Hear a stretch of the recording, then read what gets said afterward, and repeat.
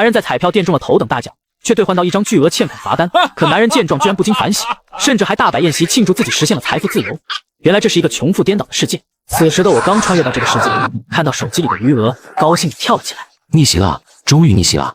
在原来的世界穷得叮当响，没想到我也有穿越成富二代的一天。正当我开心地幻想着以后该怎么享受人生的时候，原主的女友打来电话。林川，我想了很久，觉得我们在一起还是不合适，我们分手吧。怎么个事儿啊？我这么有钱，长得和穿越之前一样的英俊潇洒、玉树临风，这不妥妥的高富帅吗？你居然要跟我分手，这不有眼无珠吗？你说什么？我知道你一时间可能无法接受，但我闺蜜的男朋友全都是穷二代，爱情真的不能当饭吃。我也想体验一次穷的人生，可这样的生活你根本给不了我。今天夏大宝向我表白了，他家里很穷，以后我们不要再联系了，我怕大宝误会。此刻一种极大的荒诞感在我的心中浮现，不对劲，非常的不对劲。于是我猛地打开电脑，开始查阅起各种关于这个世界的信息。养猪大王吴某竟是隐形首富，名校毕业却低调养猪，10年亏损近5000亿，荣登华夏富豪榜第1。八旬老奶街边碰瓷破烂3轮车强迫男子接受1000万转账。老天爷，你玩我是不是？末期少年富。小川，起床了没？妈妈已经做好早餐了。我马上来。小川，现在工作这么难找，不急，慢慢来。你二姨家的那个表哥名校毕业，到现在也还在找工作呢。妈还没老，妈还能花一点钱，你不要给自己太大的压力。妈，我没事。看着餐桌上平淡的早餐，我有些凌乱，这可是自己在原来的世界想都不敢想的豪华大餐。慢点吃，小川，不够还有。好吃，真的好吃。妈，你怎么哭了？妈心疼你，小川，你都富胖了，咱家富成这样，都怪你那个没良心的爹，不找个正经工作好好亏钱，天天就知道往赌场跑，家也不顾了，每天都把赌场赢个精光，害得家里的钱多的根本花不完，人家还把豪车和直升机硬往这里送。今天早上我开那辆法拉利出门买菜，你都不知道那些人是怎么看我的，我都恨不得找个地缝钻进去。常言道10赌9赢，小川，你可千万不能跟你那没出息的爹学呀。知道了妈，你放心，我以后一定会好好赚，哦不，好好亏钱的。我儿子是最棒的，妈相信你。吃完早餐，我望向花园中心，矗立在那里的4尊用24K 纯金打造的雕像。说实话，挺喜欢这种有钱享受的生活，住豪宅，吃大餐，开豪车，除了会被人鄙视和瞧不起之外，好像没什么不好的。于是决定出去走走，散散心，顺便接妹妹放学。来到车库，一排排顶级跑车映入眼帘，全都是自己在原来的世界幻想过无数次的豪车。纠结了一会，选了一辆红色法拉利。什么死富贵，这年头还有开法拉利出来的，笑死人了。姐妹，你们看他那一身名牌都是真货吧？居然穿得这么贵，快拍下来发朋友圈，让大家看看这个小丑。我那个穷二代男朋友前几天刚买了一辆3轮车，明天让你们开开眼，坐上去体验体验。哇，真羡慕你，找了个那么穷的男朋友。我那个男朋友只能开宝马，我都不好意思和他出门，嫌丢人。宝马还好啦，这不有个开法拉利的吗？能比他更丢人吗？现在没有你们怎么活啊！现在为什么？为什么老天爷要让我家这么有钱？为什么啊？这位兄弟，你也太惨了吧！估计这辈子也没办法像我一样骑上自行车了。特么的，老子又不是没穷过，拽什么拽？穷了不起啊！走进便利店，打开冰柜，林川又不淡定。便利店里卖82年的拉菲，还有 Self 矿泉水。你告诉我这是便利店？我可乐呢？我冰露呢？我冰红茶呢？拿了一瓶 Self 矿泉水，看了一眼价格标签，上面写着720，一瓶水就要720块。这个世界的消费还挺高的嘛。这样的话，只要疯狂的买，不就可以很快的变穷吗？为什么大家还会为有钱而发愁呢？拿着水走到便利店的收银台。你好，720元，是现金还是扫码？扫码吧。先生，麻烦您换一下，这是付款码。没错呀，这是付款码呀。买东西不就是要付钱的吗？这人是不是想撩我？真不知道还是假不知道，在这里故意装傻。抱歉先生，麻烦您出示一下收款码，我把720元扫给你。如果你觉得不方便的话，我也可以给你720元现金。林川感觉自己的世界观再一次被刷新了。这买东西不花钱就算了，居然还要收钱。收完钱走出便利店，看着手里的这瓶水，依旧感觉有些好笑。莫非这个世界买东西都只需要收钱？为了验证这件事情，我走进了一家高档服装店，接连买了多套名牌衣服。而结果也跟我想的一样，我只需要收钱，并不用花钱。不过家里的钱已经够多了，为了不再赚钱增加负担，我又厚着脸皮把刚买的东西给退掉。只退货不退款，不要把钱给转回来，我有太多了。想让我赚钱，然后你变穷，没门。经过1上午的验证，再结合之前所得到的信息，明白了这个世界有很多东西都和他原来的世界是相反的。找工作不是为了领工资，而是为了给老板钱；创业不是为了赚钱，而是为了亏钱。在这个世界，有钱代表失败，贫穷代表成功。如果是原来世界的我，以我曾经的贫穷程度，在这里多少也能算个成功人士吧。可惜现在的我，除了几千亿的资产和一张英俊的脸庞外，简直一无所有，失败透顶。看了一眼手表，发现时间快到中午了，该去接妹妹林雪放学了。妹妹林雪目前在广南市的一所贵族学校就读高3，学校占地8000亩，里面的建筑极尽奢华，把铺张浪费4个字展现到了极致。因为学校太大，前门保安大叔和后门的保洁阿姨都因为异地恋而分手了。当林川单手开着红色法拉利来到校门门口的时候，放学铃声响起，校门口有着许多等待学生的家长，他们大多数开的是奔驰宝马。不一会儿，许多学生三三两两的从学校内走了出来。咦，小雪，那不是你哥吗？哥，哟，这不是3班的林雪吗？原来你家这么富啊，居然开法拉利。哼，你才丢人呢！关冰彤，别以为你家里没钱就了不起，你针对我不就是因为你觉得自己没我漂亮，成绩也比不过我吗？我家再富，我也比你优秀。30年河东，30年河西，莫欺少年富。说得好，莫欺少年富。关冰彤是吧？小小年纪好好学习，别整这些没用的。走，老妹，咱们回家。说完，直接一脚地板油潇洒离去。回到家里，看着一桌子山珍海味，咱们家什么时候才能尝尝泡面和馒头是什么滋味啊？那些东西有啥好吃的？哥，你不知道，今天上午隔壁班的王小明带了一桶泡面去学校，一堆人跑去围观了，那味道太香了，我都差点流口水了。你个小馋猫，哥答应你，想办法弄桶泡面给你吃。泡面太奢侈了，不是咱们这种富贵之家能够吃得起的。而且泡面只有拥有负债的人才有资格购买。再说了，现在吃不起不代表以后吃不起吗？莫欺少年富，将来咱们一定能天天吃得起泡面。小雪，你真懂事。看着妹妹林雪脸上灿烂的笑容，林川忍不住叹息一声。但了解完这个世界规则的林川十分清楚，几千个亿的资产到底有多么庞大。正常情况下，想要亏完这么多钱，10辈子都不够，简直富到让人绝望。可是自己就是一个废物，在原来的世界，因为是废物，所以才会那么穷。在这个世界，身为废物的我又怎么有能力去改变一切呢？可恶啊！到底该怎么办？难道身为一个穿越者，我就没有什么金手指吗？按照小说里的情节，系统不是最喜欢绑定绝望的废物的吗？为什么还不？难道你认为我还不够废？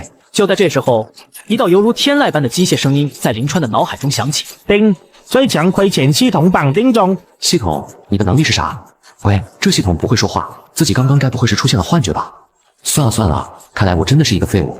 1个小时后，林川无精打采地开着红色法拉利送林雪上学。看着哥哥的精神状态，林雪有些担心。路过学校对面的商店的时候，林川看到里面有卖香烟，从货架上拿了一条华子，店员给林川转了18000。收到钱的林川脑海中终于再次响起了系统的声音：检测到宿主收钱，最强亏钱系统开始运行，宿主收钱18000元，奖励债务额度18万元。林川一愣，他忽然抬起手用力打了自己一巴掌，好疼，不是幻觉。随后林川立马拿起手机点开短信，先是入账18000，然后又被划扣掉了18万。原来这就是最强亏钱系统啊！只要自己收账1块钱，系统就会自动帮自己亏损10倍。别人千方百计挖空心思的想要亏钱，而自己只要朴实无华的收钱就可以做到亏钱。以这种效率，自己有朝一日成为亿万富翁也将不是梦。想到这里，林川笑了。这一幕直接把站在林川对面的店员给吓傻了。这个家伙怎么回事？买了1条烟，收了钱之后就突然打自己1巴掌，看完手机之后又疯狂大笑。妈耶，我该不会是碰到疯子了吧？先生，你没事吧？林川没有理会他，直奔广南市商品价格最高的奢侈品店。为了亏光几千亿，只买贵的。对的，越贵越好。第一，宿主累计收钱超过100万，触发随机奖励，获得军富卡1张。军富卡可指定1人使用该卡片，与被指定人均分财富，生效距离300米。还能有这种神奇的东西？那自己对着世界首富使用军富卡，岂不是瞬间就能够让自己的几千亿资产成为负数？社会地位还不得蹭蹭往上涨啊！世界首富远在米国，而且身边安保重重，自己一个资产几千亿的社会底层人士，想要接近对方简直是痴人说梦。就在此时，奢侈品店内的等离子电视屏幕上忽然播放了一条新闻。据悉，世界首富比尔盖盖先生将于今日下午3点抵达广南机场，开启与华夏商界的合作之旅。还真是想什么来什么，瞌睡了就有人送枕头，咸鱼翻身在此一举了。下午3点，广南机场，大量来自天南海北的媒体记者聚集于此，就是为了有机会能够采访到世界首富比尔盖盖。你好，比尔盖盖先生，欢迎来到广南市。麻袋，怎么会有这么多人？急死了！不就是个世界首富小老头吗？既不是流量明星，又不会唱跳 rap， 你们激动个毛线啊！你们就算再激动，人家也不会把债务分给你们的呀。不像我，是为了自己的人生而挤。该死，还差一点距离，近一点，再近一点啊！林川费尽洪荒之力，终于挤到了最前方警戒线的位置。这可能是自己此生仅有的一次薅世界首富羊毛的机会，自己绝对不能错过。就在林川犹豫着要不要冒着被保安大哥当场按头的风险冲击一次警戒，比尔盖盖怎么动？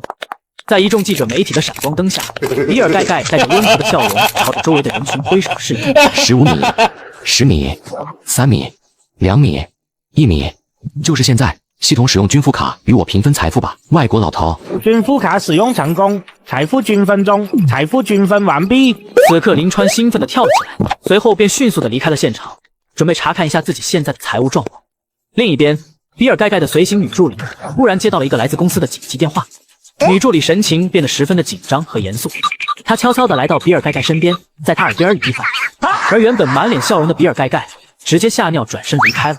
非常的抱歉，由于国内有一些紧急事务需要处理，所以比尔盖盖先生决定提前结束这次的行程，于今日返回国内。啊，刚来就要走，到底发生什么事情了？你们没看比尔盖盖先生的脸色都变了吗？肯定是有什么特别紧急的事情。就在这时，人群里突然又爆发出了一阵惊呼：快看快看！你们快看最新的时事金融新闻，比尔盖盖名下各大企业的股票全都直线暴涨，他的债务急速缩水，已经从世界首富的位置上跌了下来。我靠，这也太突然了吧！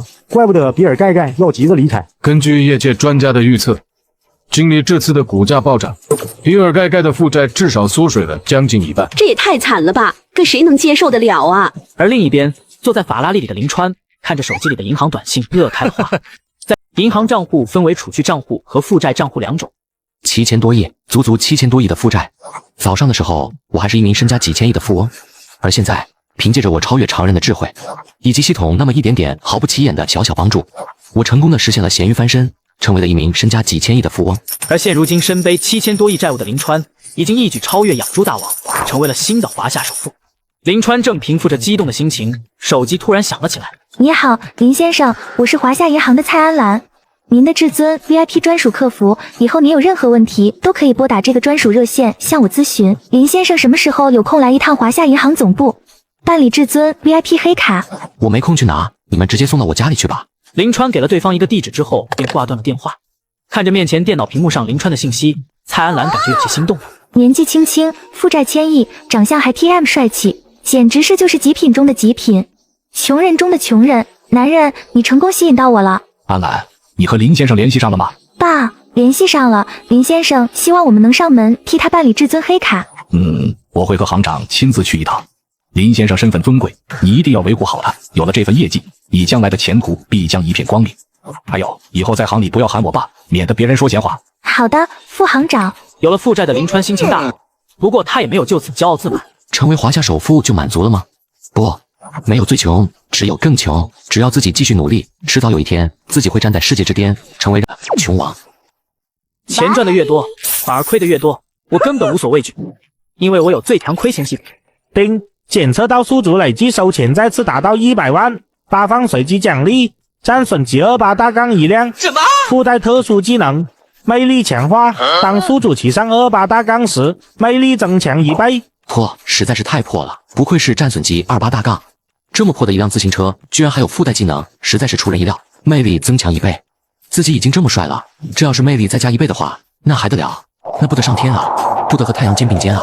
当这辆战损级28-出现在市中心的商业大街上的时候，一瞬间便吸引了所有人的注意力，成为了焦点中的焦点。天哪，好帅！世界上怎么会有这么帅的男人？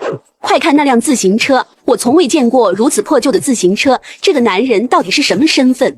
好想坐在他的车后座，好想从后面抱住他那该死的迷人的腹肌。哥哥那骑车的动作，那迷人的微笑 ，Oh my god， 简直是我的梦中情人。在一众女生激动的尖叫声中，林川努力地保持着淡定，但是疯狂上扬的嘴角和越蹬越起劲的双腿，无不出卖了他此刻嘚瑟的内心。他第一次发现，战损版的28-居然比自己的红色法拉利还要牛逼。原来开车不是开车，而是开的感觉，一种被万众瞩目、尖叫环绕、羡慕嫉妒的感觉。一个字，很爽。就在林川春风得意之际，一道不和谐的声音突然响起：“不可能，绝对不可！我认识他，他叫林川，就是个大富贵，他根本不可能骑得起这么破的自行车。”围观的众人微微一愣，这个女人正是上午才和林川分手的前女友苏小小。大家还不知道吧？林川读书的时候，家里就出了名的富，资产几千亿。他妈妈每天出门买菜都只能开超跑。我原以为他们会努力穷一点，没想到这些年却是越过越富。这条街对面那一排房子全都是他们家的。他一直不敢住，生怕别人知道他们家这么富。人富不可怕，可怕的是还心术不正。林川，以你的家境，根本不可能有资格骑这辆自行车。这辆自行车根本就是你偷来或者抢来的。我知道早上我和你提分手可能刺激到了你，但你没必要做这种事情来引起我的注意，真的很幼稚，懂不懂？我劝你现在最好主动去认罪，投案自首，把自行车还给人家，说不定还能减轻一些处罚。原来这辆车是他偷来的，我说怎么可能有这么穷的人？哎，你们看他身上穿的衣服，还有手上戴的表，全是十几万、几十万的名牌。是啊，他的穿着和这辆自行车根本不搭吗？那些刚刚还尖叫着想要加林川好友，想要嫁给林川的女生们，瞬间一个个全都面目。那些之前嫉妒林川出风头的男生们，此刻也不再沉默，纷纷站了出来。真是岂有此理！为了装逼，居然偷东西，绝对不能容忍这种事情发生！报警，把他抓进去！苏小小已经拿起新买的山寨手机，一脸开心地拨打了报警电话。林川，你最好老老实实的在这里等警。成了众矢之的的林川，不仅没有丝毫的慌乱，反而还在笑。他怎么还能笑得出来？他这时候不是应该害怕的跪地求饶，然后痛哭流涕的忏悔吗？不是，你谁啊？突然跳出来就说你认识我，我跟你很熟吗？由于这个林川不是以前的林川，所以他压根就不记得前女友苏小小长什么样子。你问我是谁？林川，你哥这跟我装什么傻呢？都什么年代了，还在玩装失忆这一套，是怕丢脸吗？是害怕到不敢面对我了吗？林川啊林川，你也就这点出息了，看来我和你分手还真是分对了。你呀，就等着进局子里面好好反省反省吧。警察很快便呼啸而来，因为事关一辆自行车的案件，无论是放在国内外，都是极其重大的案件。谁报的警？偷自行车的人在哪里？我报的警，就是他偷的自行车，在场的众人都可以作证。没错，这辆自行车肯定是他偷的，我们可以作证。警察叔叔，这种贪慕虚荣、道德败坏的人，一定要狠狠的处罚。我就奇了怪了，你们到底哪来的底气，敢这么肯定这辆自行车不是我的？凭你们的主观臆断就敢污蔑别人，真够可以的。哈，还用问吗？你穿这么好，配骑这么破旧的自行车，瞎子也知道有问题。事到如今还在狡辩，林川是个男人就大大方方的承认了，这样狡辩有意思吗？别让我看不起你。警察叔叔，我要告他们诽谤加污蔑，尤其是这个女人严重损害了我的个人名誉，必须赔偿加严惩。到底是不是污蔑？我们会调查清楚。先说，你放心，我们不会冤枉一个好人，也不会放过一个坏人。最后他们都被带到了警局。据我们了解，你家里很有钱，住的是豪华别墅，开的是超级跑车，以你家的这种条件，根本骑不上自行车。阿 Sir， 谁规定家里有豪宅和跑车的人就不能骑自行车呀？而且谁规定看起来有钱的人就一定有钱了？难道我银行卡里有几千亿的负债也要告诉你们吗？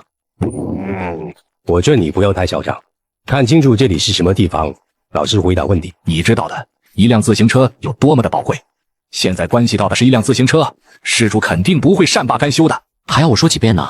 那辆自行车真的是我的。这时一名负责调查这件事的警员走了进来，在老警察耳边小声说道：我们去车管所确认过了，那辆自行车确实是林川的。什么？而且我们还发现了一件事情，林川在华夏银行的负债资产足足有7000多亿，比现在的华夏首富还要多。什么？7000多亿的负债？这个年纪轻轻的青年说的居然都是真的，那可是7000多个亿的负债呀！恐怖如斯，简直恐怖如斯啊！朝思白帝彩云间，首富竟在我面前，实在是不好意思，林川先生，是我们搞错了，没调查清楚就用刚刚那种语气审问你，还请你不要介意。能负债7000多亿的人，根本不可能是简单的人物。今天如果真的得罪了人家，以后想要升职，只怕会困难重重。哎呀，信了信了，不拍桌子了。是我处理的方法不当，对不起。好了好了，开玩笑的，阿 Sir， 我哪敢生你气的呀？苏小小，你这到底是人家好歹是你前男友。夏大宝，你这话是什么意思？你觉得我做的不对是吗？你是我男朋友，你应该和我站在一边才对。你当着那么多人的面说林川偷自行车，你考虑过他的面子吗？咱们在一起本来就有点对不起他，你还……什么对不起？什么对不起？恋爱自由，咱们在一起怎么了？那是他林川没本事留不住我，我100%肯定那辆自行车就是他偷的，不是我吃大便好吧？你就算是他偷的，解决办法也有很多种。你身为前女友，也不该幸灾乐祸的报警，留下案底的话，林川以后找工作会很困难。夏大宝，你有完没完？你今天是不是有病啊？竟帮着林川说话，我就是看他不爽怎么了？你觉得我幸灾乐祸？我那是伸张正义。他林川以后找不到工作，那是他的事，和我没关系。就在这时，林川和2位警察从审讯室里出来了。2位警官，林川他认罪了吗？林川，你以前也是个老实人，我知道你本性不坏，这次会犯错也肯定是鬼迷心窍了。希望你以后好好改过自新，重新做人。苏小小女士是吧？你恶意污蔑、造谣诽谤、浪费警力资源，按照规定，我们将对你进行15天的拘留，并且处以3万元的收款处罚。什么？你们要处罚我？林川偷了自行车，你们该处罚他才对。我报警有什么问题？你们凭什么说我污蔑诽谤？那辆自行车根本就是属于林川先生本人的。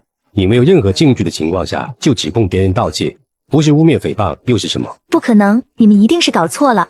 林川家那么有钱，他根本不能骑得起那么……你们这是什么办案能力啊？你们一定是被他的鬼话给糊弄了。他这种人……够了，你再这样大喊大叫的发疯，信不信再多关你15天？我们已经调查得很清楚了，黎先生负债几千亿，拥有一辆自行车是什么很稀奇的事情吗？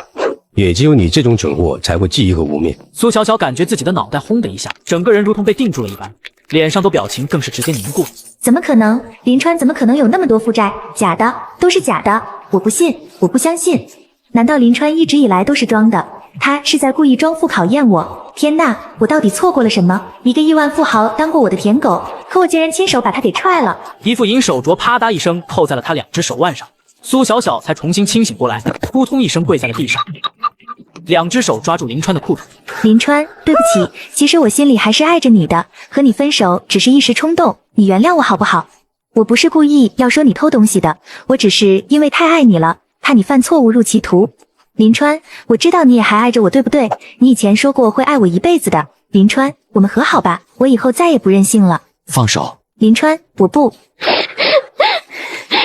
林川，放手。这一刻，苏小小发现了林川身上他以前从未发现过的魅力。不，我不放，我爱你林川，除非你答应和我复合，不然我死也不放手。不要逼我发飙。你打我吧，你惩罚我吧，只要你能原谅我，你让我做什么